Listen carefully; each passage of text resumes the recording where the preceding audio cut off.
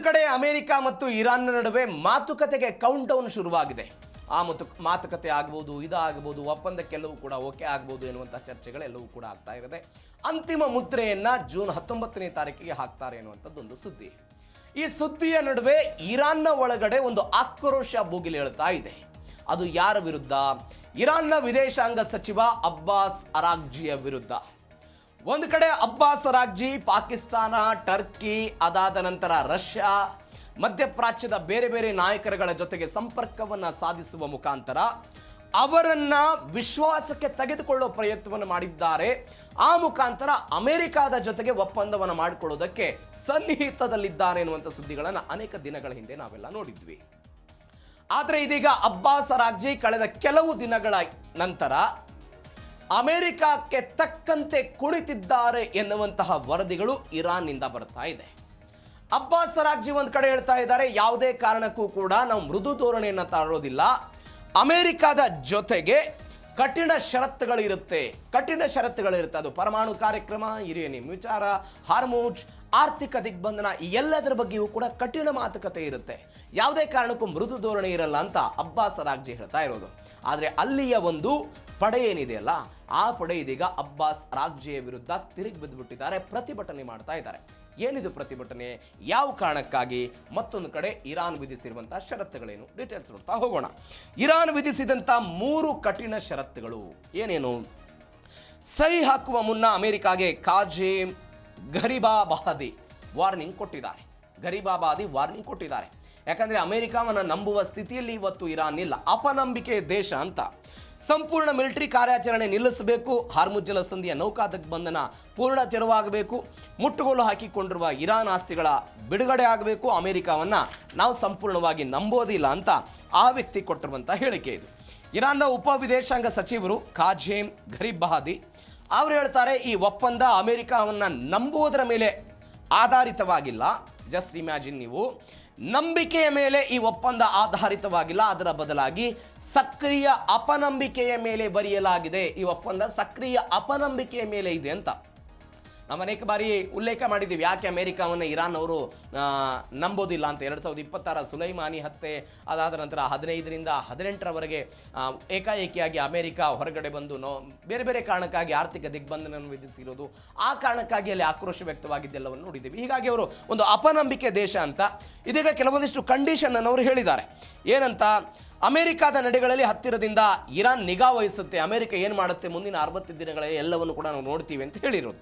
ಎಲ್ಲ ರಂಗಗಳಲ್ಲಿ ಕದನ ವಿರಾಮ ಘೋಷಣೆ ಆಗಬೇಕು, ಅದಾದ ನಂತರ ಲೆಬನಾನ್ ಕೂಡ ಸೇರ್ಪಡೆ ಆಗುತ್ತೆ ಅಂತ ಇದು ಪ್ರಾಮುಖ್ಯತೆ ಇರೋದು. ಲೆಬನಾನ್, ಯಾವ ಇಸ್ರೇಲ್ ಲೆಬನಾನ್ನ ಹೆಜ್ಬುಲ್ಲಾ ಮೇಲೆ ದಾಳಿ ಮಾಡ್ತಾ ಇತ್ತು, ಲೆಬನಾನ್ನ ಉತ್ತರ ಭಾಗವನ್ನು ಟಾರ್ಗೆಟ್ ಮಾಡಿ ದಾಳಿ ಮಾಡಿ ಅಲ್ಲಿಯ ನಾಗರಿಕರು ಅಪಾರ್ಟ್ಮೆಂಟ್ಗಳ ಮೇಲೆ ದಾಳಿಯನ್ನು ಮಾಡ್ತಾ ಇತ್ತಲ್ಲ, ಆ ದಾಳಿಯನ್ನು ಕೂಡ ಕೊನೆಗೊಳಿಸಬೇಕು ಅಂತ ಇವರೆಲ್ಲ ಹೇಳಿರೋದು. ನೌಕಾ ಕಾರ್ಯಾಚರಣೆಗಳನ್ನು ಸ್ಥಗಿತ ಮಾಡಬೇಕು, ನೀವು ವಾಣಿಜ್ಯ ಹಡಗುಗಳಿಗೆ ರಕ್ಷಣೆ ಕೊಡ್ತೀವಿ ಅನ್ನುವ ಕಾರಣಕ್ಕಾಗಿ ಇಲ್ಲಿ ಬಂದು 10,000 ಸೈನಿಕರನ್ನೆಲ್ಲ ನೇಮಕದಲ್ಲಿ ಬಿಟ್ಟಿರೋದು, ಅದಾದ ನಂತರ ನೌಕೆಗಳನ್ನು ತೆಗೆದುಕೊಂಡು ಬಂದಿರೋದು, ಇದೆಲ್ಲ ಅಕ್ಷಮ್ಯ ಅಪರಾಧ, ಅವುಗಳನ್ನು ಸ್ಥಗಿತ ಮಾಡಬೇಕು ಅಂತ ಹೇಳಿರೋದು. 60 ದಿನಗಳ ಮಾತುಕತೆ ಅವಧಿ ಇರುತ್ತೆ. ಈ 60 ದಿನಗಳ ಮಾತುಕತೆಯ ಅವಧಿಯ ಸಮಯದಲ್ಲಿ ಇರಾನ್ ಎಲ್ಲವನ್ನು ಕೂಡ ನೋಡುತ್ತೆ ಎನ್ನುವಂತಹ ಮಾತುಗಳನ್ನು ಇದೀಗ ಅಮೆರಿಕಾಗೆ ಕಾಜಿಮ್ ಗರಿಬಾಬಾದಿ ಒಂದು ವಾರ್ನಿಂಗ್ ಕೊಡೋ ಪ್ರಯತ್ನವನ್ನು ಮಾಡಿದ್ದಾರೆ. ಹೀಗಾಗಿ ಅಮೆರಿಕ ಇದನ್ನು ಹೆಂಗೆ ಸ್ವೀಕಾರ ಮಾಡುತ್ತೆ ನೋಡೋಣ. ಮತ್ತೊಂದು ಕಡೆ ಸ್ವಂತ ದೇಶದಲ್ಲೇ ಇರಾನ್ ಸಚಿವನಿಗೆ ದೊಡ್ಡ ಮಟ್ಟದ ವಿರೋಧ ವ್ಯಕ್ತವಾಗಿರುವುದು ನಾವು ಉಲ್ಲೇಖ ಮಾಡ್ತಾ ಇದ್ದೀವಿ. ಅಮೆರಿಕ ವಿರುದ್ಧ ಅಥವಾ ಅಮೆರಿಕಕ್ಕೆ ಕಠಿಣ ಷರತ್ತುಗಳನ್ನು ಇಡುವ ಪ್ರಯತ್ನವನ್ನು ಇರಾನ್ ಮಾಡ್ತಾ ಇದೆ ಅಂತ. ಇವೆಲ್ಲದರ ಹೊರತಾಗಿಯೂ ಕೂಡ ಇರಾನ್ನ ಒಂದು ಬೆಳವಣಿಗೆ ಆಗ್ತಾ ಇದೆ. ಏನು ಅಂತ ಹೇಳಿದರೆ, ಇರಾನ್ ಸಚಿವನಿಗೆ ವಿರೋಧ. ಇಷ್ಟು ದಿನಗಳ ಕಾಲ ಡೊನಾಲ್ಡ್ ಟ್ರಂಪ್ ಅವರ ವಿರುದ್ಧ ಆಕ್ರೋಶ, ಅಮೆರಿಕಾದ ವಿರುದ್ಧ ಆಕ್ರೋಶ, ನೆತನ್ಯಾಹು ಅವರ ವಿರುದ್ಧ ಆಕ್ರೋಶ, ಡೊನಾಲ್ಡ್ ಟ್ರಂಪ್ ಅವರನ್ನು ಹತ್ಯೆ ಮಾಡಿದರೆ, ಅವರ ತಲೆ ಕಡಿದ್ರೆ ಅವರಿಗೆ ಇನಾಮ್ ಕೊಡ್ತೀವಿ ಅಂತ ಸಂಸತ್ತಿನಲ್ಲಿ ಅವರಿಗೆ ಇನಾಮ್ ಘೋಷಣೆ ಮಾಡೋ ಪ್ರಯತ್ನ ಎಲ್ಲವೂ ಆಗಿತ್ತು. ಆದರೆ ಯಾಕೆ ಇರಾನ್ ನಾಯಕನಿಗೆ ಸ್ವತಃ ಇರಾನ್ನಲ್ಲಿ ಆಕ್ರೋಶ? ಏನು ಬೆಳವಣಿಗೆ ಆಯಿತು? ವಿದೇಶಾಂಗ ಸಚಿವ ಅಬ್ಬಾಸ್ ಅರಾಗ್ಜಿ ವಿರುದ್ಧ ಒಂದು ಆಕ್ರೋಶ ಭುಗಿಲೆದ್ದಿದೆ. ಅರಾಗ್ಜಿಗೆ ಸಾವು ಬರಲಿ ಅಂತ ಮಷಾದ್ನಲ್ಲೆಲ್ಲ ಪ್ರತಿಭಟನೆಗಳಾಗಿದೆ. ಇರಾನ್ನ ಹಿತಾಸಕ್ತಿಯನ್ನು ಅಮೆರಿಕಾಗೆ ಅಡ ಇಟ್ಟುಬಿಟ್ಟಿದ್ದಾರೆ ಎನ್ನುವಂಥ ಗಂಭೀರ ಆರೋಪವನ್ನು ಅಲ್ಲಿಯ ಪ್ರತಿಭಟನಾಕಾರರು ಮಾಡಿದ್ದಾರೆ. ಈ ಅಬ್ಬಾಸ್ ಅರಾಗ್ಜಿಯವರ ಮೇಲೆ ಒಂದು ಗಂಭೀರವಾದಂಥ ಆರೋಪ ಇದೆ. ಏನು ಗಂಭೀರವಾದಂಥ ಆರೋಪ? ಇವರು ಯುರೋಪಿಯನ್ ಅಂದರೆ ಪಾಶ್ಚಿಮಾತ್ಯ ದೇಶಗಳ ತಾಳಕ್ಕೆ ತಕ್ಕಂತೆ ಕುಣಿತಾರೆ ಅಂತ, ಅಮೆರಿಕಾದ ತಾಳಕ್ಕೆ ತಕ್ಕಂತೆನೂ ಕೂಡ ಇವರು ಕುಣಿತಾರೆ ಅನ್ನುವಂಥ ಗಂಭೀರ ಆರೋಪ ಆರಾಗ್ಜಿಯವರ ಮೇಲಿದೆ. ಹೀಗಾಗೆಲ್ಲ ಪ್ರತಿಭಟನೆ ಮಾಡಿದ್ದಾರೆ. ಗೌರವವಿಲ್ಲದ ಸಂಧಾನಕಾರ ಅಂತ ಅಲ್ಲಿಯ ತೀವ್ರಗಾಮಿಗಳೆಲ್ಲ ಅವರ ವಿರುದ್ಧ ಆಕ್ರೋಶವನ್ನು ಹೊರಹಾಕಿರೋದು. ದೇಶದ ಹಿತಾಸಕ್ತಿಯನ್ನು ಬದಿಗೊತ್ತಿ ಅಮೆರಿಕಾಗೆ ಶರಣಾಗತಿ ಆಗ್ತಿದ್ದಾರೆ. ಅರಾಗ್ಜಿಗೆ ಸಾವು ಬರಲಿ, ಟೆಹರಾನ್ ಮತ್ತು ಮಶಾದ್ನಲ್ಲಿ ಇದೆಲ್ಲ ಪ್ರತಿಭಟನೆ ಆಯಿತು. ಕೆಂಪು ಮತ್ತು ಕಪ್ಪು ಬಾವುಟನ್ನೆಲ್ಲ ಪ್ರದರ್ಶನ ಮಾಡಿದರು.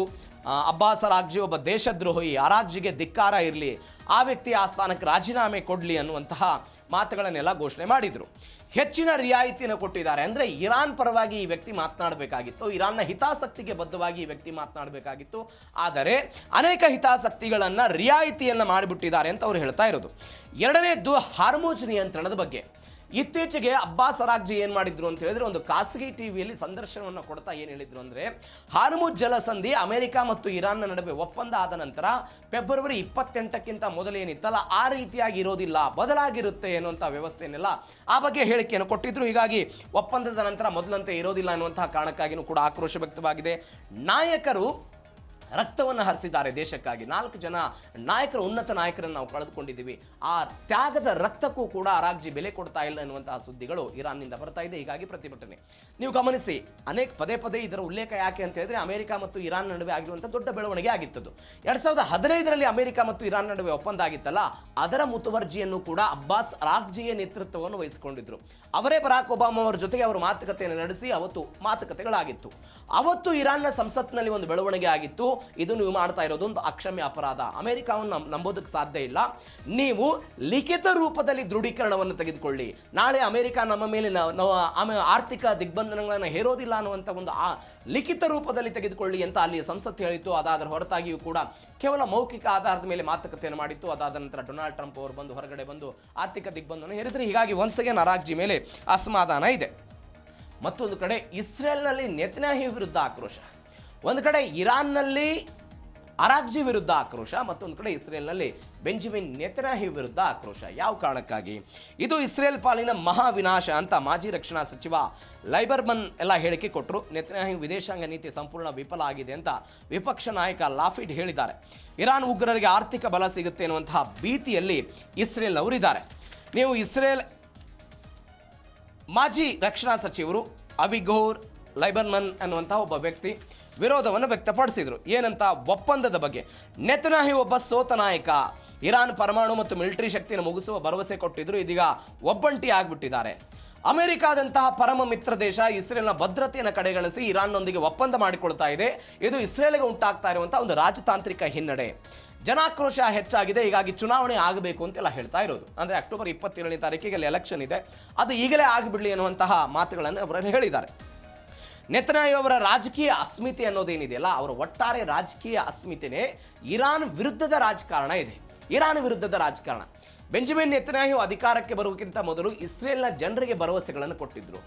ಏನಂತ ಭರವಸೆಗಳನ್ನು ಕೊಟ್ಟಿದ್ರು ಅಂತ ಹೇಳಿದರೆ, ನೆತನ್ಯಾಹು ವಿಶ್ವಸಂಸ್ಥೆಯಲ್ಲಿ ಭಾಷಣ ಮಾಡಿ ಒಂದು ರೇಖಾಚಿತ್ರದ ಮುಖಾಂತರ ಇರಾನ್ ಹೇಗೆ ಯುರೇನಿಯಂ ಅನ್ನು ಸಂಸ್ಕರಣೆ ಮಾಡ್ತಾ ಇದೆ ಅನ್ನೋದನ್ನ ವಿಶ್ವಸಂಸ್ಥೆಯಲ್ಲಿ ರೇಖಾಚಿತ್ರದ ಮುಖಾಂತರ ಅವರು ಪ್ರದರ್ಶನವನ್ನು ಕೊಟ್ಟು ನೋಡಿ ಜಗತ್ತಿಗೆ ಇರಾನ್ ಏನಿದೆ ಅನ್ನುವಂಥ ತೋರಿಸೋ ಪ್ರಯತ್ನವನ್ನು ಮಾಡಿದ್ರು. ಒಂದು.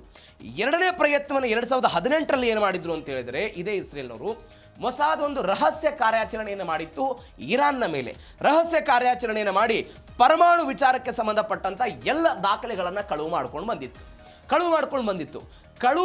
ಬಂದಿರುವಂತಹ ದಾಖಲೆಗಳನ್ನು ಇದೇ ಇಸ್ರೇಲ್ ಪ್ರಧಾನಿ ಬೆಂಜಮಿನ್ ನೆತನ್ಯಾಹು ಮಾಧ್ಯಮಗಳಿಗೆ ಪ್ರದರ್ಶನ ಮಾಡ್ತಾ, ನೋಡಿ ಇಸ್ರೇಲ್ ಈ ರೀತಿಯಾದಂತಹ ಪರಮಾಣು ಕಾರ್ಯಕ್ರಮವನ್ನು ಮಾಡ್ತಾ ಇದೆ, ಈ ಎಲ್ಲ ಕಾರಣಕ್ಕಾಗಿಯೇ ಇಸ್ರೇಲ್ ಇರಾನ್ ವಿರುದ್ಧ ಈ ರೀತಿಯಾದಂತಹ ನಾವು ಒಂದು ಮೃದು ಧೋರಣೆಯನ್ನು ತಾಳಲಿಲ್ಲ, ಈ ಕಾರ್ಯಕ್ರಮವನ್ನು ನಿಲ್ಲಿಸಬೇಕು ಅಂತ ನಾವೆಲ್ಲ ಪ್ರಯತ್ನವನ್ನು ಪಡ್ತಿದ್ದೀವಿ ಅಂತ ಯಾರು ಹೇಳಿದ್ರು? ಇದೇ ಬೆಂಜಮಿನ್ ನೆತನ್ಯಾಹು ಹೇಳಿದ್ರು.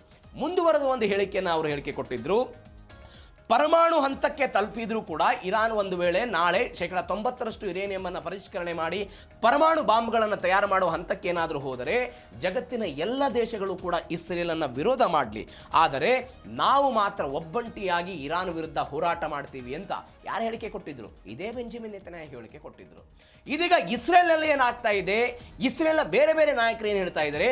ಬೆಂಜಮಿನ್ ನೆತನ್ಯಾಹು ಕಾಲಕ್ಕೆ ತಕ್ಕಂತೆ ಬದಲಾಗುವಂತಹ ವ್ಯಕ್ತಿ ಅನ್ನುವಂಥ ನಿಟ್ಟಿನಲ್ಲಿ ಅವರು ಮಾತಾಡ್ತಾ ಇದ್ದಾರೆ. ಒಪ್ಪಂಟಿಯಾಗಿ ಇರಾನ್ ವಿರುದ್ಧ ಹೋರಾಟ ಮಾಡ್ತೀನಿ, ಯುದ್ಧ ಮಾಡ್ತೀನಿ, ಪರಮಾಣು ಕಾರ್ಯಕ್ರಮವನ್ನು ಸ್ಥಗಿತ ಮಾಡ್ತೀನಿ ಅಂತ ಹೇಳಿದ್ರು. ಆದರೆ ಇವತ್ತಿನ ಪರಿಸ್ಥಿತಿಯಲ್ಲಿ ಅಮೆರಿಕದ ತಾಳಕ್ಕೆ ತಕ್ಕಂತೆ ಕುಳಿತು ಅಮೆರಿಕ ಒಂದು ಪರಮ ಮಿತ್ರ ದೇಶವಾದರೂ ಕೂಡ ಇರಾನ್ನ ಜೊತೆಗೆ ಒಪ್ಪಂದವನ್ನು ಮಾಡಿಕೊಳ್ತಾ ಇದ್ದಾರೆ. ಇದು ನಮಗೆ ರಾಜತಾಂತ್ರಿಕ ಹಿನ್ನಡೆ ಎನ್ನುವಂತಹ ಆಕ್ರೋಶ ಬೆಂಜಮಿನ್ ನೆತನ್ಯಾಹು ಅವರ ವಿರುದ್ಧ ಇಸ್ರೇಲ್ನಲ್ಲಿ ಬರ್ತಾ ಇದೆ. ಮತ್ತೊಂದು ಕಡೆ ಈ ಒಪ್ಪಂದವನ್ನು ಮುರಿಯೋದಕ್ಕೆ ಇಸ್ರೇಲ್ ಪ್ರಯತ್ನವನ್ನು ಪಡ್ತಿದೆಯಾ, ಎದಕ್ಕೆ ಅನ್ನೋದಕ್ಕೆ ಬೇರೆ ಬೇರೆ ಕಾರಣಗಳು. ಬೇರೆ ಬೇರೆ ಕಾರಣ ಅನ್ನೋದಕ್ಕಿಂತ ಇದೇ ಇಸ್ರೇಲ್ ಪದೇ ಪದೇ ಲೆಬನಾನ್ ಮೇಲೆ ದಾಳಿ ಮಾಡೋದು. ಮೊನ್ನೆಯಷ್ಟೇ ಬೆಂಜಮಿನ್ ನೆತನ್ಯಾಹು ಇರಾನ್ ಮೇಲೆ ದಾಳಿ ಮಾಡೋದಕ್ಕೆ ಕಾರಣಗಳಾಗಿದ್ದು, ಅವರು ಪರಸ್ಪರ ದಾಳಿ ಎಲ್ಲವನ್ನು ಮಾಡಿದ್ದು ನೋಡಿದ್ದೇವೆ. ಯಾಕೆ ಅಂತ ಹೇಳಿದ್ರೆ ಲೆಬನಾನ್ ಮೇಲೆ ದಾಳಿ ಮಾಡಿದ್ದು. ಇದೀಗ ಲೆಬನಾನ್ನ ರಾಜಧಾನಿ ಬೈರೂತ್ ಮೇಲೆ ಇಸ್ರೇಲ್ ಬಾಂಬ್ ದಾಳಿ ಕೆಲವೇ ಗಂಟೆಗಳಲ್ಲಿ ಒಪ್ಪಂದ ಘೋಷಣೆಗೆ ಕೆಲವೇ ಗಂಟೆಗಳಾದ ನಂತರ ಹೆಜ್ಬುಲ್ಲಾ ಕಮಾಂಡ್ ಸೆಂಟರ್ ಅನ್ನು ಗುರಿಯಾಗಿಸಿ ಭೀಕರ ವೈಮಾನಿಕ ದಾಳಿಯಾಯಿತು. ಇಸ್ರೇಲ್ ಕ್ರಮಕ್ಕೆ ಟ್ರಂಪ್ ಅಸಮಾಧಾನವನ್ನು ಎಲ್ಲ ಹೊರಹಾಕಿದರು. ಯಾಕೆ ಅಂತ ಹೇಳಿದ್ರೆ ಬೈರೂತ್ನ ಜನನಿ ಬೀಡ ವಸತಿ ಪ್ರದೇಶದ ಮೇಲೆಲ್ಲ ದಾಳಿ ಆಯಿತು. 3 ಜನ ಮೃತಪಟ್ಟರು, 15 ಜನ ತೀರ್ಕೊಂಡಿದ್ದಾರೆ. ಹಿಜ್ಬುಲ್ಲಾ ಇಸ್ರೇಲ್ ಉತ್ತರ ಭಾಗದ ಮೇಲೆ ಏನೋ ಡ್ರೋನ್ ದಾಳಿ ಮಾಡ್ತು, ಈ ಕಾರಣಕ್ಕಾಗಿ ನಾವು ದಾಳಿ ಮಾಡಿದ್ದೀವಿ ಅಂತೆಲ್ಲ ಅದಕ್ಕೆ ಹೇಳಿದ್ದಾರೆ. ಅಂದರೆ ಈ ಜೂನ್ 3ನೇ ತಾರೀಕಿಗೆ ಒಪ್ಪಂದ ಆಯಿತು. ಅಮೆರಿಕದ ಮಧ್ಯಸ್ಥಿಕೆಯಲ್ಲಿ ಲೆಬನಾನ್ ಅಧಿಕೃತ ಸರ್ಕಾರ ಮತ್ತು ಇಸ್ರೇಲ್ನ ಪಡೆಗಳ ನಡುವೆ ಒಪ್ಪಂದ ಆಯಿತು. ಯಾವುದೇ ಕಾರಣಕ್ಕೂ ಉತ್ತರ ಮತ್ತು ದಕ್ಷಿಣ ಈ ಭಾಗದಲ್ಲಿ ಇಬ್ಬರು ಕೂಡ ಇರಬಾರ್ದು. ಲೆಬನಾನ್ನ ಪೈಲಟ್ ಸುರಕ್ಷತಾ ಎನ್ನುವಂತಹ ವಲಯವನ್ನು ಕ್ರಿಯೇಟ್ ಮಾಡಲಾಯಿತು. ಲೆಬನಾನ್ನ ಸರ್ಕಾರ ಅಲ್ಲಿ ಇರಬೇಕು ಅಂತೆಲ್ಲವನ್ನು ಕೂಡ ಹೇಳಲಾಯಿತು. ಬಟ್ ಇಸ್ರೇಲ್ ಇವತ್ತೇನು ಆರೋಪ ಮಾಡ್ತಾ ಇದೆ ಅಂತ ಹೇಳಿದ್ರೆ, ಹೆಜ್ಬುಲ್ಲಾದವರು ನಮ್ಮ ಮೇಲೆ ದಾಳಿ ಮಾಡ್ತಾ ಇದ್ದಾರೆ, ನಮ್ಮ ನಾಗರಿಕರ ಮೇಲೆ ದಾಳಿ ಮಾಡ್ತಾ ಇದ್ದಾರೆ, ಈಗ ನಾವು ಪ್ರತೀಕಾರಕ್ಕಾಗಿ ನಮ್ಮ ಸ್ವಾಭಿಮಾನದ ಕಾರಣಕ್ಕಾಗಿ ನಾವು ದಾಳಿ ಮಾಡ್ತೀವಿ ಅಂತ. ಈ ಲೆಬನಾನ್ ಮತ್ತು ಇಸ್ರೇಲ್ ನಡುವೆ ದಾಳಿ ಆದರೆ ನೇರವಾಗಿ ಇರಾನ್ ಅನ್ನ ಪ್ರಚೋದನೆ ಮಾಡ್ದಂಗೆ ಆಗ್ಬಿಡುತ್ತದೆ, ಟೆಂಪ್ಟ್ ಮಾಡ್ದಂಗೆ ಆಗ್ಬಿಡುತ್ತೆ. ಯಾವ ಕಾರಣಕ್ಕೆ? ಇರಾನ್ ಯಾರಿಗೆ ಸಪೋರ್ಟ್ ಮಾಡ್ತಾರೆ? ಹೆಜ್ಬುಲ್ಲಾದವ್ರಿಗೆ ಸಪೋರ್ಟ್ ಮಾಡ್ತಾರೆ. ಹೆಜ್ಬುಲ್ಲಾದವರಿಗೆ ಸಪೋರ್ಟ್ ಮಾಡ್ತಾರೆ. ಹೆಜ್ಬುಲ್ಲಾದ ಮೇಲೆ ದಾಳಿ ಆದರೆ ಇರಾನ್ ಅಮೆರಿಕದ ಜೊತೆಗೆ ಒಪ್ಪಂದಕ್ಕೆ ಬರೋದಿಲ್ಲ ಅಂತ, ಈ ಒಪ್ಪಂದವನ್ನು ಮುರಿಬೇಕು ಅನ್ನುವ ಕಾರಣಕ್ಕಾಗಿ ಇಸ್ರೇಲ್ ಅವರು ಪ್ರಯತ್ನವನ್ನು ಪಡ್ತಿದ್ದಾರೆ ಅಂತ. ಹೀಗಾಗಿ ಈ ಕಾರಣಕ್ಕಾಗಿ ಒಂದು ಅಡೆತಡೆಯನ್ನ ಲೆಬನಾನ್ ಮೇಲೆ ದಾಳಿ ಮಾಡುವ ಮುಖಾಂತರ ಒಂದು ಪ್ರಯತ್ನವನ್ನು ಮಾಡ್ತಿದ್ದಾರೆ ಅಂತ. ಇರಾನ್ ಸಂಭ್ರಮವೋ ಅಥವಾ ಅಮೆರಿಕದ ತಂತ್ರವೋ ಅನ್ನುವಂಥದ್ದು ಒಂದು ಪ್ರಶ್ನೆ ಇದೆ. ಏನು? ಅಮೆರಿಕ ಮತ್ತು ಇಸ್ರೇಲ್ ಶರಣ ಆಗಿವೆ ಅಂತ ಇರಾನ್ ಸೇನೆಯಿಂದ ವಿಜಯೋತ್ಸವ ಘೋಷಣೆ ಆಗಿದೆ. ನಾನು ಹೇಳಿದೆ ಯಾವ್ಯಾವ ಕಾರಣಕ್ಕಾಗಿ ವಿಜಯೋತ್ಸವ ಅಂತ ಅವರೆಲ್ಲ ಹೇಳ್ಕೊಳ್ತಾ ಇದ್ದಾರೆ ಅಂತ. ಅದು ತೈಲದ ವಿಚಾರ, ತೈಲ ಮಾರುಕಟ್ಟೆಯನ್ನು ಮುಕ್ತ ಮಾಡಿರೋದು, ಹಾರ್ಮುಜ್ ಜಲಸಂಧಿಯನ್ನು ಬಿಡ್ತೀವಿ ಅಂತ ಹೇಳಿರೋದು, ಮೈನ್ಸ್ಗಳ ತೆರವು ಇತ್ಯಾದಿ ಇತ್ಯಾದಿ. ಹೀಗಾಗಿ ವಿಜಯೋತ್ಸವ. ನನ್ನಿಂದ ಮಾತ್ರ ಇಂತಹ ಮಹಾ ಒಪ್ಪಂದ ಸಾಧ್ಯ ಅಂತ ಡೊನಾಲ್ಡ್ ಟ್ರಂಪ್ ಎಲ್ಲ ಹೇಳಿದ್ದಾರೆ. ನಾವು ಅನೇಕ ಬಾರಿ ನೋಡಿದ್ದೀವಿ. ಜಾಗತಿಕವಾಗಿ 10 ಮಹಾ ಯುದ್ಧಗಳನ್ನೆಲ್ಲ ನಾನು ನಿಲ್ಲಿಸಿಬಿಟ್ಟಿದ್ದೀನಿ. ಬೇರೆ ಬೇರೆ ದೇಶಗಳ ನಡುವೆ ನಡೀತಾ ಇತ್ತು ಯುದ್ಧಗಳು. ಅದು ಭಾರತ ಪಾಕಿಸ್ತಾನ ಆಗಿರ್ಬೋದು, ರಷ್ಯಾ ಉಕ್ರೇನ್ ಯುದ್ಧ ಆಗಿರ್ಬೋದು, ಬೇರೆ ಬೇರೆ ಯುದ್ಧಗಳನ್ನೆಲ್ಲ ನಾನು ತಡೆದು ಬಿಟ್ಟಿದ್ದೀನಿ. ಒಂದ್ಸಲ ಇಸ್ರೇಲ್ ಇರಾನ್ ಯುದ್ಧ ಆಗಿರ್ಬೋದು, ಇಸ್ರೇಲ್ ಅದಾದ ನಂತರ ಗಾಜಾಪಟ್ಟಿ ಯುದ್ಧ ಆಗಿರ್ಬೋದು, ಇವೆಲ್ಲವನ್ನ ತಡೆದಿದ್ದೀವಿ ಅಂತ ಹೇಳಿದ್ರು. ಒಂದ್ಸಲ ಅದನ್ನೇ ಬೆಂತಟ್ಟುಕೊಳ್ಳೋ ಪ್ರಯತ್ನವನ್ನು ಮಾಡಿದ್ದಾರೆ. ಹಾರ್ಮುಜ್ ಜಲಸಂಧಿ ಮುಕ್ತ ಆದರೆ ಭಾರತ ಸೇರಿದಂತೆ ಜಗತ್ತಿಗೆ ಇಂಧನದ ಭದ್ರತೆ ಸಿಗುತ್ತೆ. ನಾನು ಆವಾಗಲೇ ಹೇಳಿದೆ ಅದನ್ನು ಏನೇನಾಗುತ್ತೆ ಅಂತ. ಪರಮಾಣು ಅಸ್ತ್ರ ತಯಾರು ಮಾಡೋದಿಲ್ಲ ಅಂತೇನೋ ಇರಾನ್ ಸರ್ಕಾರ ಭರವಸೆಯನ್ನು ಕೊಟ್ಟಿದೆ ಅಂತ. ಈ ಭರವಸೆ ಹೆಂಗಾಗುತ್ತೆ ಅನ್ನೋದ್ರ ಮೇಲೆ ನಾವೆಲ್ಲ ನೋಡ್ಬೇಕು. ಯಾಕಂದ್ರೆ ಅಮೆರಿಕಾದೊಂದು ಬೇಡಿಕೆ ಇದೆ. ಈ ಮಾತುಕತೆ ಆದ ನಂತರ ಪರಮಾಣು ಸಂಸ್ಥೆಯ ಅಧಿಕಾರಿಗಳಿಗೆ ಈ ರಹಸ್ಯ ಪರಮಾಣು ಕೇಂದ್ರಗಳಿಗೆ ಹೋಗೋದಕ್ಕೆಲ್ಲ ಅವಕಾಶ ಇಲ್ವಲ್ಲ, ಆ ಅವಕಾಶವನ್ನು ಮಾಡಿಕೊಡಬೇಕು ಎನ್ನುವಂತಹ ಚರ್ಚೆಯ ಭಾಗವಾಗಿ ಎಲ್ಲ ಕೂಡ ನಡೀತಿದೆ.